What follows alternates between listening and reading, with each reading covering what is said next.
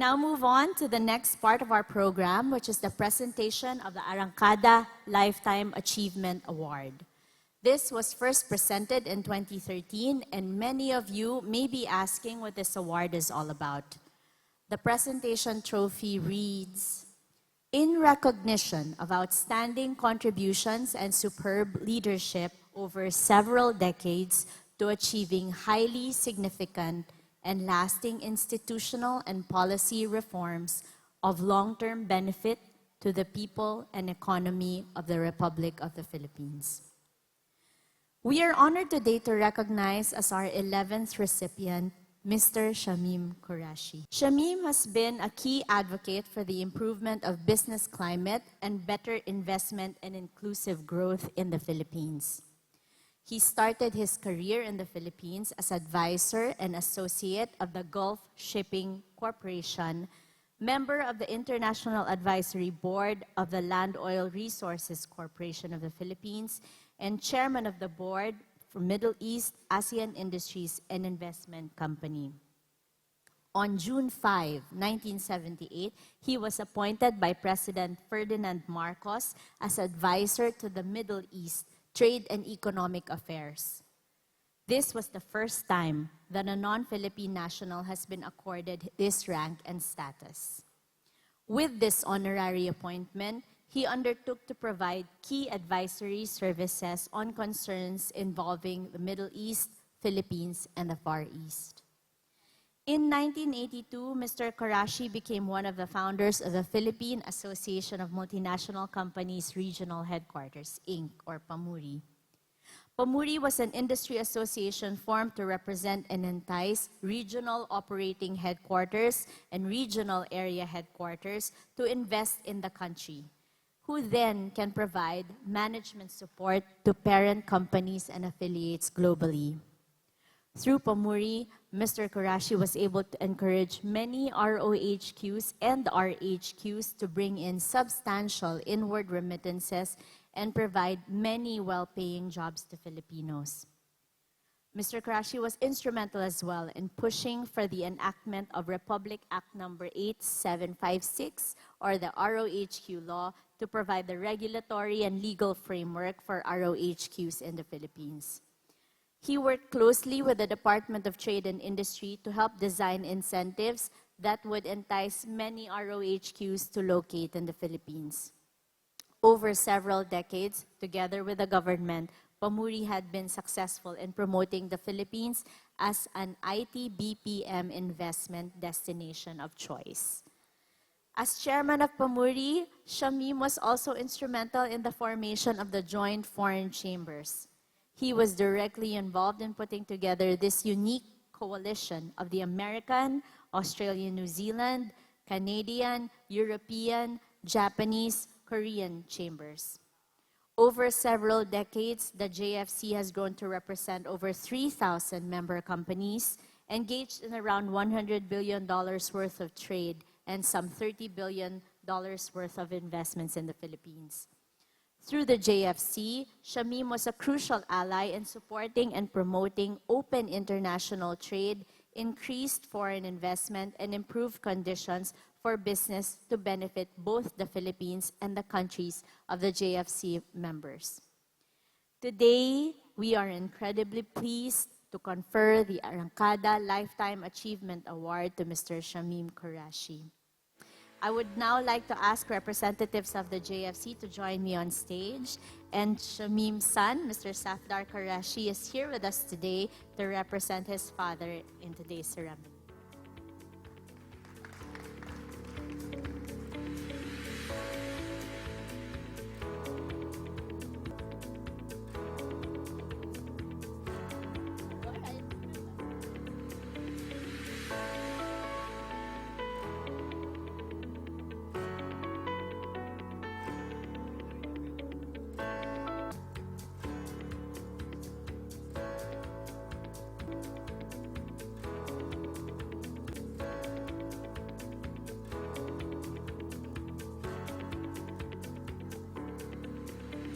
Thank you and congratulations to PAMURI founder and former chairman Shameem Qurashi. Now let's hear from Safdar Qurashi on stage. Good afternoon, everybody. Thank you very much for this wonderful award. As you can see, unfortunately, Mr. Qurashi is not here today, so you'll have to settle for version 2.0, which is myself, for this afternoon, but I'll try to live up to his high standards as best that I possibly can. He asked that I read his speech for him, and I'm more than happy to do that. And thank you, of course, to the JFC for this wonderful recognition. So, since my father is not able to be here today, he asked me to make these remarks on his behalf. Thank you to all the JFC members and our friends in the other chambers. I'm very grateful to the Joint Foreign Chambers for this recognition and consider you all over the years to be a part of my extended family. We are very pleased to support the sustainability agenda of the Philippine government and especially pleased that this is the main theme of the Arangkada platform for this year. Since the 1970s, when I first arrived in the Philippines, I have been fortunate enough to have been in a position to help improve the economic relations between the Philippines and the Middle East and other countries through my professional endeavors. These efforts culminated in my appointment by President Ferdinand E. Marcos as advisor to the Middle East for Trade and Economic Affairs. The open support provided by President Marcos and his dynamic vision enabled us to work with global government and business sectors interested in learning more about what the Philippines has to offer in the mid and late 70s. The support of the President, government agencies at that time, including the BOI, the Immigration Department, Finance Department, and the SEC, all contributed to create the necessary environment for more interest and investments to be attracted to the Philippines. We were successful in bringing members of the global business community, members of the UAE royal family, and for the first time, members of the Kingdom of Saudi Arabia's royal family to visit and explore opportunities in this wonderful country. We also encouraged delegations from OPEC to visit the Philippines during that time, including a visit by the OPEC president at that time. During my appointment as advisor for Middle East for Trade and Economic Affairs, I was fortunate enough to have been involved in many projects which promoted and bore fruit for the Philippines. This included one of the first Filipino companies which was able to successfully secure a contract and run and manage the port of Jeddah in Saudi Arabia, contributing to the growth of the manpower industry on the whole as a result. Promoting the export of Philippine-made construction materials to the Middle East countries and also significant exports of cement to the Gulf was another priority item on my agenda to help the Philippines prosper and grow in the mid and late 70s. These were nascent industries at the time, but we worked tirelessly to promote the manpower industry, the export of cement and construction materials, which I felt the Philippines could do a very good job in going forward. After my entry to the Philippines, where I was involved in the first proposals for engagement to the country, we were approached by the Saudi Arabian government to inquire on the fact that Filipinos were trying to secure a contract to run and manage the port of Jeddah in Saudi Arabia, the first of its kind in the region. This was a very highly ambitious project, but I felt that it was possible that a Filipino company with the skills and capabilities of the Filipino people was capable of such an endeavor. We were specifically requested to confirm this undertaking by the Saudi Arabian government. In my opinion, companies from the Philippines were able to undertake this task and were qualified and capable to do so. The company used to launch the project was originally arranged with a Philippine company jointly with a Singaporean company called Singapore Ports Authority. This was composed of Singapore management and Philippine support staff, and the company was called Philzin Ports. The Philippines was trying to provide Singapore the manpower to run and manage ports at that time. The Philippines was tasked to provide management assistance and to provide basic manpower to undertake the project to assure government approvals in the very strict region of the Middle East.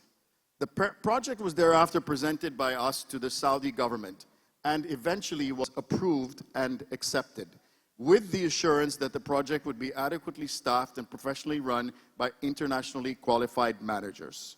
Based on these, the Saudi government agreed to award the contract to Phils Imports Corporation, composed of highly trained and capable staff.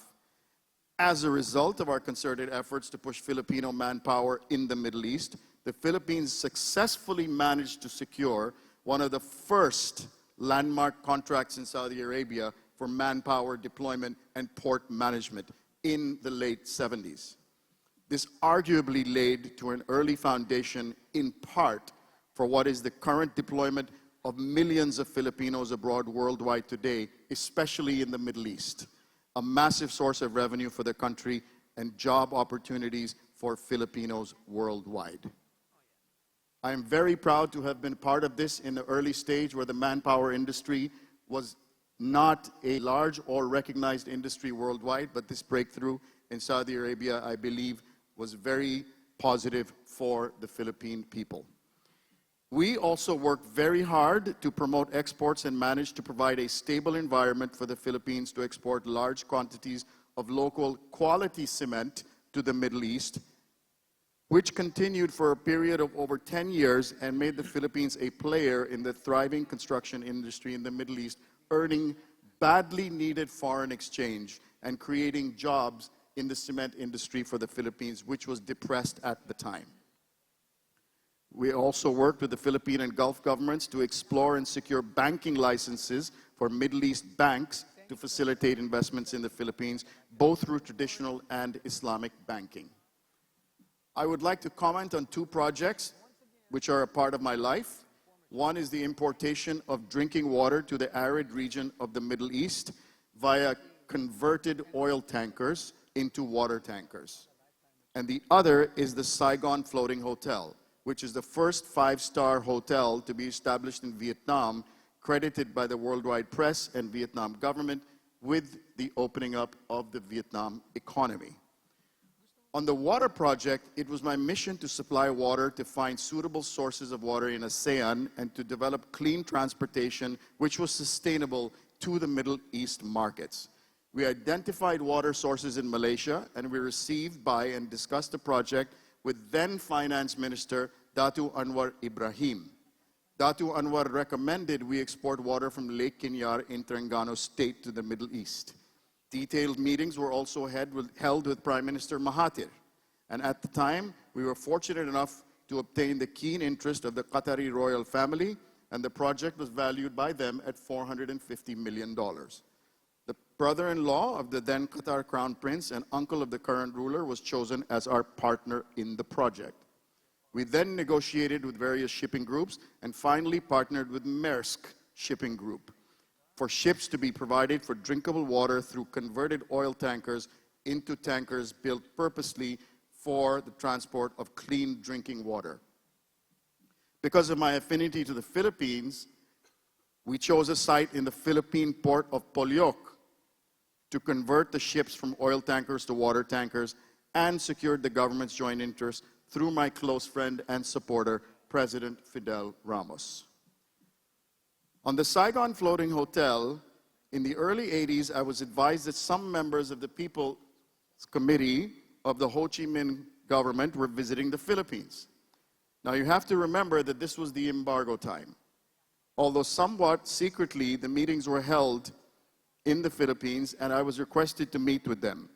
I hesitated because of the lack of interest in Vietnam and the crippling effect of the embargo. The need was clear to me. There was no world-class hotel facility in Vietnam, and this was a desperate requirement to facilitate trade and investment in Vietnam. After much persuasion from the Vietnamese to guide them and address this need, I suggested the only way for this to work will be to use our experience in the Middle East, where we had put in a luxury ship with hotel rooms docked in the harbor. The team took me to see Mayor Pham Van Khai in Vietnam. I said we would try to provide the Dubai experience to Ho Chi Minh, to which he commented in very broken English, "You mean floating hotel?" Pham Van Khai who became a very close friend of mine despite our language barrier. He spoke no English, and I obviously did not speak any Vietnamese. Subsequently went on to become the Prime Minister of Vietnam, credited for opening up the economy of Vietnam in many ways. I had heard that a Japanese group had secured a floating barge ship with 300 hotel rooms on it, and it was located in the Great Barrier Reef in Australia. We exerted all efforts to negotiate it with the Japanese owner so that this so-called floating hotel would be set up in Vietnam. The hotel was recommended by my long-term friend and partner, Robert Burns, the founder and previous owner of the Regent Hotel Group, which is now owned by IHG Hotels. The hotel, as it was called, featured a casino, 5-star rooms, and was built upon a floating barge. It was docked in Ho Chi Minh across the statue of Ho Chi Minh himself. The general manager of the hotel, our employee at the time, went on to become the CEO of IHG, Intercontinental Hotels Group. At that time, it would be interesting for you to know, the hotel did not allow the entry of Vietnamese onto its premises. A Coke cost $9, and a cup of coffee was $14. And it was also a several-day wait list to make calls. Yet, it operated at 100% occupancy in the mid-80s at $400 per room per night. Anyway, to cut a long story shorter, as the Japanese owner was losing millions in Australia, they agreed to a joint venture to transfer the hotel to Vietnam. It was pulled via tugboats from the Great Barrier Reef to the Ho Chi Minh River. I have heard stories that it was followed by 6 submarines because it was embargo time. I do know that there were fighter jets monitoring it while it was arriving in the region. Financing was a problem. We approached the UAE government, and they agreed to provide a guarantee to set up the floating hotel in Vietnam for $150 million. The Vietnamese government, after much deliberation, agreed to locate the hotel in Ho Chi Minh at the mouth of the river next to Ho Chi Minh statue, a landmark location. Sadly, I could not travel to Vietnam as there was a coup d'etat in Manila that same week. However, the opening ceremony went ahead without my presence, and the speech was read by our Australian partner. Pham Van Khai, the mayor at the time, commented that this could not have happened in Vietnam without our efforts, and that he was going to exert every effort to open up the economy of Vietnam. As time passed, I was welcomed back again to the floating hotel as part owner and founder. The Vietnam government appreciated our efforts and announced that the investment in the floating hotel, the first ever 5-star hotel in Vietnam, opened Vietnam's economy to the world, and the rest is history. Going forward, we are very proud of our sustainability initiatives, energy efficiency with our partners such as BBP, bioremediation with our investments such as BioPure, both of which are applied in this very complex, in this very building that you're sitting in. And we hope to continue to support the sustainability agenda of Arangkada and the Philippine government going forward. Now, Pamuri. In the 1980s, Pamuri was formed, and I was fortunate and honored to be one of its founding partners with the mission of promoting my much-loved home, the Philippines, as an attractive location for regional headquarters and increased investment. Along with the late Senator Edgardo Angara, as well as attorney Violeta Drillion, we conceptualized this industry association to attract multinational companies to invest in the Philippines. In the year 2000, we lobbied for the signing of Republic Act 8756, which enabled the Philippines to attract a substantial number of ROHQs and RHQs from global Fortune 500 companies. This was possible because of the sustained efforts of the government and our energetic chamber to attract multinational companies to relocate in the Philippines. We had competition from Singapore and from Malaysia, but we feel that we have done a very strong job to support the Philippines in this mission. I have been fortunate to work closely with every administration since the 70s to promote the Philippines, and great colleagues who have supported the initiatives to create more jobs and opportunities for Filipinos here and abroad. I am blessed to have been able to work tirelessly to help increase investments in the Philippines and ASEAN in various capacities, both professionally and personally over the years. I truly appreciate this recognition, and I'm proud to be joining the ranks of the late President Ramos, Washington CSIP, Senator Angara, Senator Franklin Drilon, among other distinguished personalities. As long as the Philippines continues to protect its image with investors and partners in the global community as a hospitable climate for foreign investment, it should be able to surmount any challenges that come now or in the future. I'm hoping that this continues in an upward trajectory. I feel that I have left a reasonable legacy for my colleagues to carry forward for the benefit of this country. Thank you to my friends and family for this honor today. The JFC and Arangkada are in good hands. May God bless you all. May I ask my brother and mother to join me on stage to say thank you for this award on behalf of my dad. Thank you to the Joint Foreign Chambers for this honor, and more power to Arangkada. Thank you, Safdar, for accepting the Arangkada Lifetime Achievement Award on behalf of your father, Pamuri founder and former chairman, Shameem Qurashi.